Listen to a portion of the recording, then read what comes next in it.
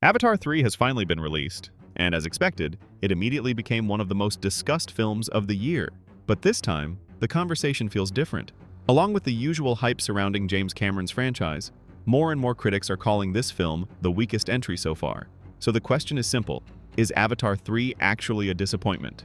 Or are expectations just too high? Let's figure it out. No spoilers for now.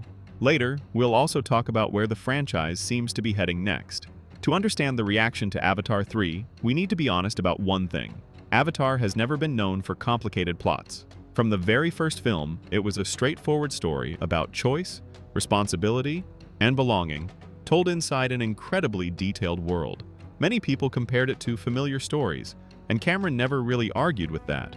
The main strength of Avatar was always its presentation. The original script was written decades before the first film came out, but the technology simply didn't exist to make it work.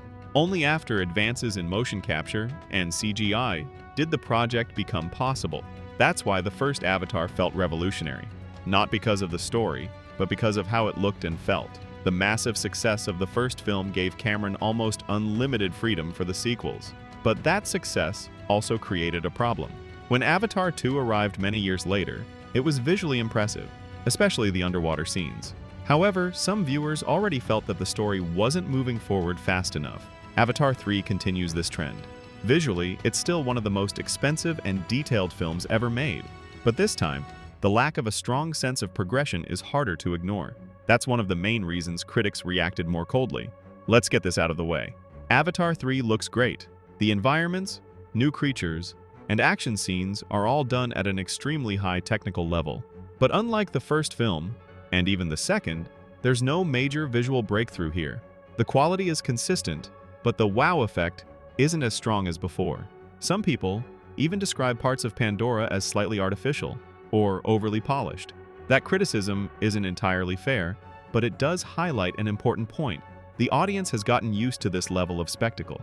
What once felt groundbreaking now feels expected. Another common complaint is repetition. Even from the trailers, it was clear that Avatar 3 would follow a familiar structure, with the same central characters and a similar conflict. Many hoped for a major twist that would completely change the direction of the franchise. Without going into spoilers, that twist never really comes. The film is predictable, and for many viewers, the ending can be guessed fairly early on. That doesn't ruin the experience, but it does make it feel safe. At the same time, expecting a complex experimental narrative from Avatar might be missing the point. This franchise has always been about telling a simple story inside a massive world. One area where Avatar 3 does show improvement is its antagonists. The new opposing clan feels more distinct than previous enemies, and their leader is given clearer motivation. This makes the conflict more grounded and interesting, at least in the first half of the film. That said, not all new characters get enough screen time to leave a strong impression, and some storylines feel underdeveloped by the end. Where Avatar 3 truly shines is action.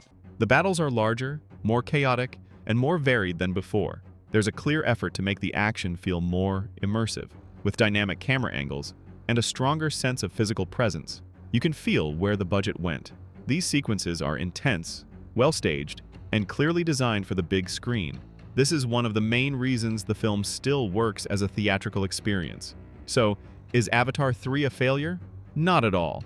It's a visually stunning, technically impressive film that delivers exactly what the franchise promises.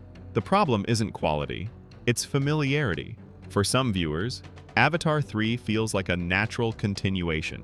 For others, it feels like the series is starting to repeat itself. Ultimately, Avatar remains a story about family, identity, and survival, told on an enormous scale. And for many people, that's still more than enough reason to go to the theater. Now I'm curious what you think. Did Avatar 3 meet your expectations, or does the franchise need a real change? Let's talk in the comments.